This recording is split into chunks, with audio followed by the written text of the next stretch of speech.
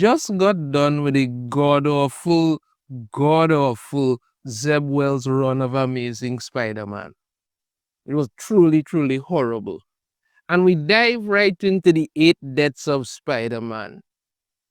Joe Kelly is writing it. And I am sorry. The thing about it is that the first part of this book is crap. The second part is a little better, but not enough to sway me. And I just don't see how this thing makes any sense whatsoever. Nothing is set up well, nothing is done correctly. It's just ridiculous. But that's what they do. Because when we dive into this, right? And you see Spider-Man is fighting some villain called Burnout, and he is just rambling on and on and on and on. And I mean, Spider-Man is rambling on and on and on. And the thing about it is that recently somebody was saying to me that Spider-Man has always been preachy. And I'm like, Spider-Man isn't preachy. Spider-Man has a unique fighting style where he will use quips and jokes and hell, even mockery to throw his opponents off because they get so angry by his verbal attacks that they leave openings for his physical attacks. That's how Spider-Man fights. The thing, however, is that not every writer knows how to do that properly. And this is what has caused a lot of the problems because a lot of them figure to themselves, listen, all I have to do is just write as much terrible jokes as possible. Put as much nonsense in there as God could be. You're just putting as much crap in there as ever. And that's supposed to be how Spider-Man actually goes about these things, because there's this whole thing with him talking about, New York City and like hustling and small businesses fail every year and all stuff like that. And I'm like, these are not things Spider-Man would really go on about. He might talk in his mind about certain other things, but he will be always in the fight for what's going on. And the thing about it is that, you see, apparently Spider-Man had some items on him, right? And there's this guy he's saving. I don't know if the guy is some kind of, I don't know, his name is Kevin, and the guy is some kind of window washer or something like that. I'm guessing he's a window washer. But Spider-Man's things or Peter Parker's stuff is flying all over the place. There's his bag, there's his wallet, his phone, his camera, money, just flying all over the place. And this Kevin guy needs to catch some of that while Spider-Man fights this villain called Burnout for some reason. And I am just wondering to myself, have we completely forgotten that whenever Spider-Man would change from Peter Parker to Spider-Man, he would web up his stuff and then hide it somewhere on a building close by, out anyway, so that nobody wouldn't see it. So you don't have all of this nonsense happening. But apparently we've forgotten that, and the reason this needs to happen is because they need to push in this book how much of a bum Peter Parker truly is. Because you get to find out that for some reason, I think Randy is now his agent because Peter Parker is also some kind of photographer. He's always been a photographer, but I don't know, like he has some kind of gallery opening for his photography or something like that, because they don't get to figure out what it is, what in God's name they want to do with Peter Parker, because he's literally a genius, but they never seem to want to touch on that anymore. He just seems to doesn't want to make him into a bum.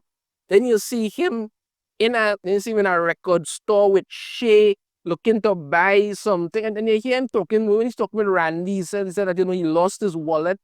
And then when he's in the record store with Shay, he lost his phone, and all of these things are going on. And then apparently Aunt May gave him this envelope with money for this organization called Feast, and he needs to send me money in to get things done. And I don't know, the art in this just not lining up quite right with me, looking a little off. Honestly, it looks a little off, and even Aunt May looks kind of weird, because I'll get a little more of that in a little bit, yeah? But all of this is happening. He's apparently fighting this burnout guy and is flying around and all kind of stuff like that. And then Dr. Doom shows up. Like out of nowhere, Dr. Doom just shows up and he says that, tell him that, your meager services are required at the summons of Earth's Sorcerer Supreme and all of this. And Basically, Spider-Man tells him he wants nothing to do with it. He's gonna shove it and all of that. Fine, and then Doctor Doom decides to leave. Just like that. And then you get to more of turning Peter Parker into a bum. That after all this stuff that he was doing, all that stuff he was fighting and all of that, his most of his stuff he was carrying got burned up by this burnout guy, which would have never happened if he just webbed it up and put it somewhere safe out of the way. But whatever. So when he goes to see Aunt May now, he's telling us some ridiculous story about how some pretzel he had was so hot and it burnt all of these things. And again, why Aunt May doesn't know that he's Spider-Man at this point is absolutely ridiculous, because I thought last time that they actually did.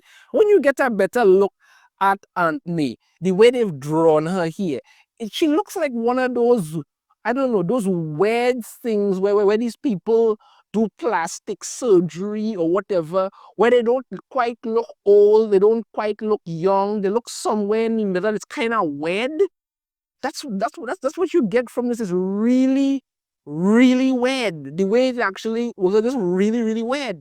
And he's telling Aunt May, I'm sorry, Aunt May. I promise I'll make up the difference, because some of the money that she gave him to give to this fish was burnt up, and she basically says to him, by borrowing money from me. And then he tells her, I get paid next week also. Ouch. And she's like, Peter, when are you going to get it together? And he's, which it specifically, your life. Why do you keep doing this to Spider-Man? You keep turning the guy into a bum. At one point, he was married to Mary Jane. He had a life. He had things going. He had a job. He was doing stuff like that. At another point in time, you actually made him into a freaking billionaire. He had his own company and everything, Parker in the show and stuff like that. That's gone. You just keep destroying this character and acting like everybody's supposed to be okay with it. And then when Shay and Randy show up, you understand me? And he shows us that the photos that they had for Randy burnt up, and the record that he had for Shay burnt up. He says that he's going to the bathroom. He'll be right back. And then Aunt May is like, you both know bathroom is Peter Parker for running away from an uncomfortable situation. And Randy's like, one time he forgot the rent check and went to the bathroom for 2 weeks. And then you have Shayna, who's supposed to be his new girlfriend that's never gonna last. She basically says, I thought he had an actual GI problem. Then I realized he's just full of crap. And Aunt May's like, I like you, Shay. You literally have these people calling Peter Parker a loser, saying he's just full of crap. This is what you're doing to this character, and you think everybody to say, well, yeah, that makes perfect sense. This is terrible. How is this guy supposed to be any kind of younger reader? What are they supposed to get from this? That my life is supposed to be a waste of space, just like Peter Parker, when my own friends and family basically tell me I'm a ludicrous bum who needs to just go away and stop bothering people? Kind of shit is this? How do you do this and act like this is supposed to make any kind of rational sense at all? And then he goes onto the roof there. You have Spider-Man roof there. He's like, everything's so important that nothing matters. Peter can't have a life if Spidey's stopping crime. Who is Spider-Man if Peter gets any wins? Can you trust the news? All this nonsense, all kind of stuff. I'm talking about, started talking, and then that's turn into you can't trust the news anymore when AI is available on phones, all kind of that. The first part we're talking about how Peter can't have a life. I think blame Marvel Comics. That's all I can tell you. Blame Marvel Comics, because Joe Quesada got a divorce like 20 years ago and then had to ruin Spider-Man's life along with it. And now Marvel has this entire thing where they never want to make Spider-Man any kind of decent person in anything. You just got out of the one of the worst runs of Spider-Man with Zeb Wells, and nothing has changed. Peter Parker is still a freaking loser. That's it. Still a loser. There's some crap with Spider-Boy and all, but I don't really care about it. Then this strange demonic looking thing shows up in New York City. Spider-Man comes to the fight it isn't happening. He gets knocked back. The action and fight scenes aren't bad. Apparently, this thing is controlling gravity. And it's not bad. And this is the second part of the book. So the action scenes don't look too bad. They don't really look too bad at all. But he ends up getting knocked back. And then Doom shows up and tells him, this is what he want, this is he was recruiting him for, and if he doesn't do these things, everything is going to be destroyed. And then Spider-Man, but yes, I accept. Okay, and you get to find out this weird backstory that honestly makes no sense to me. It wasn't explained well at all. Apparently, Doctor Doom was exploring the multiverses, and then he kind of something to do with the eighth science of Sitarak. And basically, like, I think it's like every year or so, these science of Sitarak, 8 of them show up, and Dr. Doom will fight them off to keep the Earth from being invaded or something. I'm guessing if that's what happened. It isn't really explained well at all. And now that Doom is the new Sorcerer Supreme, he doesn't have time to fight these things, so he's given the job to Spider-Man, which makes absolutely no freaking sense. None. I mean, why not just give it to Doctor Strange? He's already fought these things. God alone knows how many times and won, so he could do it. Or if you want another magical hero to do something, what about this girl from X-Men, how's she name? Oh God, Colossus' sister, Magic. She has mutant magical abilities and something like that. She could do it. Or what about Brother Voodoo? I haven't heard about Brother Voodoo and God alone knows how long. Why not have Brother Voodoo do it?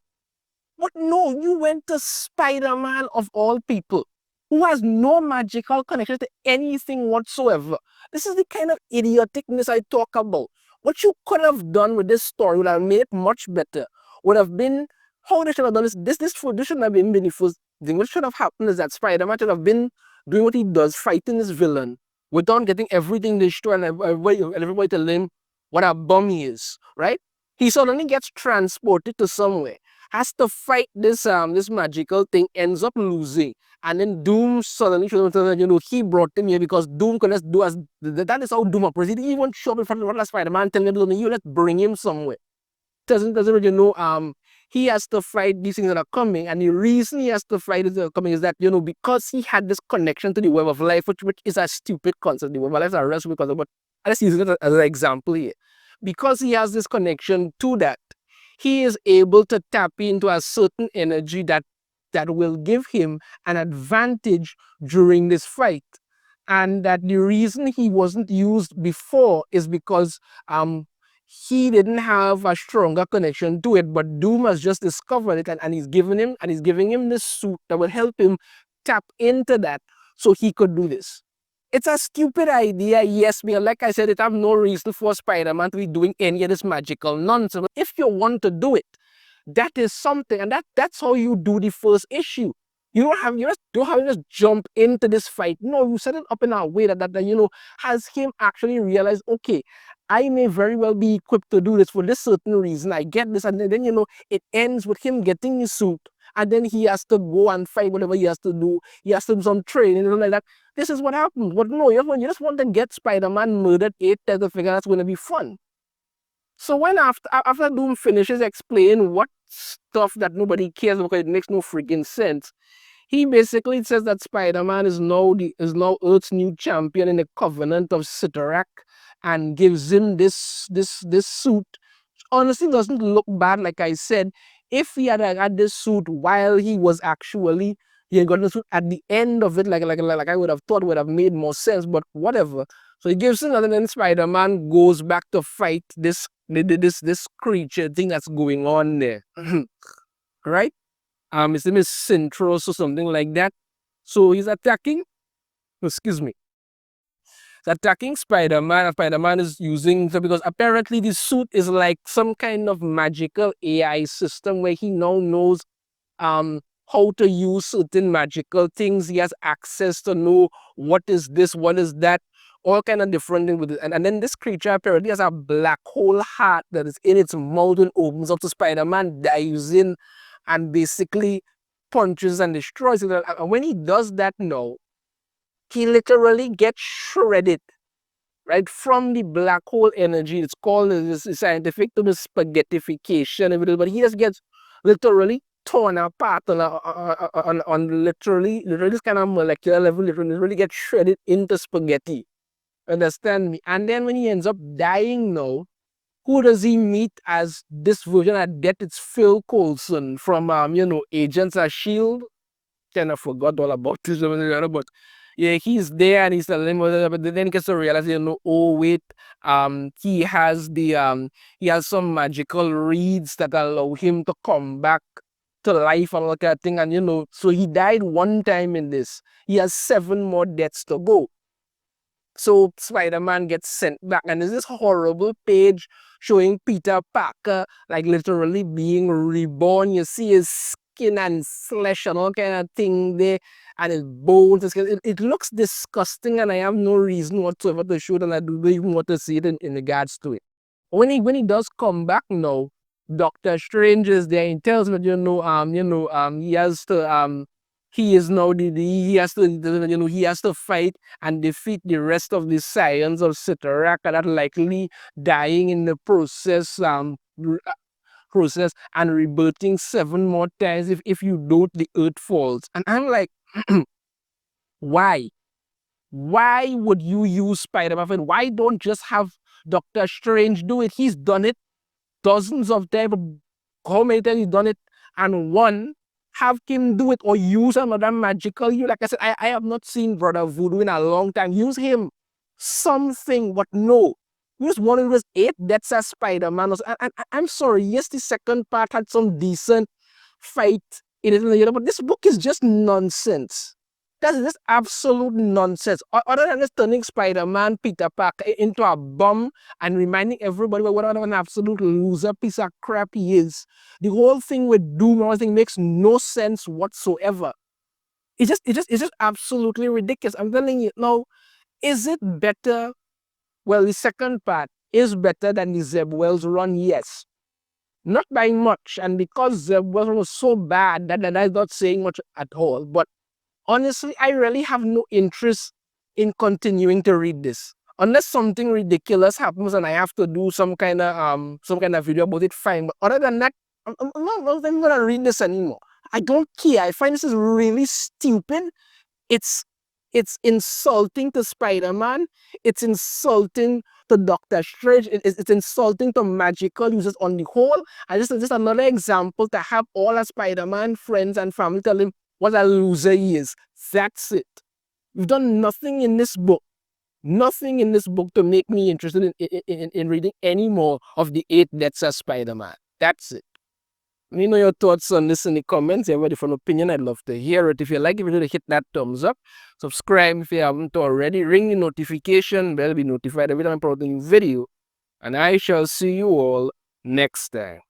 Take care.